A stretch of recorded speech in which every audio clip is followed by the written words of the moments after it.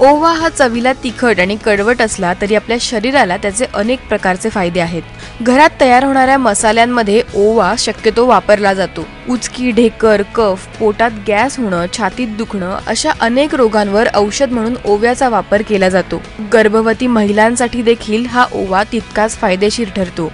गर्भवती महिलांना हाडाचा कमकुवतपणा किंवा शारीरिक दुबळेपणा असे विकार असल्यास ओव्याचे बीज घ्यावे।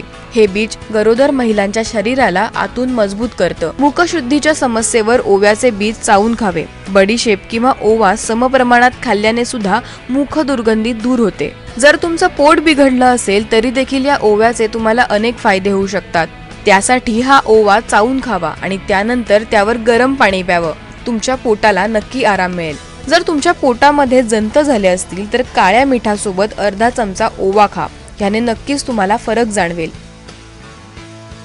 3 ग्रॅम ओवा आणि थोडं मीठ खाल्ल्याने हृदयरोग कमी होण्यास मदत होते। जर कोणाला मद्यप्राशनाची म्हणजेच दारू पिण्याची सवय असल्यास ती सोडण्यासाठी दर 2 तासांनी ओवा खावा। ही सवय नक्कीच कमी होईल। ओव्याची पूड करून ती खोबरेल तेलात टाकून कपाळावर लावल्याने डोकेदुखी थांबते। ओव्याच्या रसामध्ये 2 चिमूट काळे मीठ मिसळून ते खावं। नंतर त्यावर गरम पाणी प्यावं। जर तुम्हाला खोकला येत असेल तर तो नक्कीच बरा होईल। कोरड्या खोकल्यावर देखील ओवा अतिशय गुणकारी ठरतो।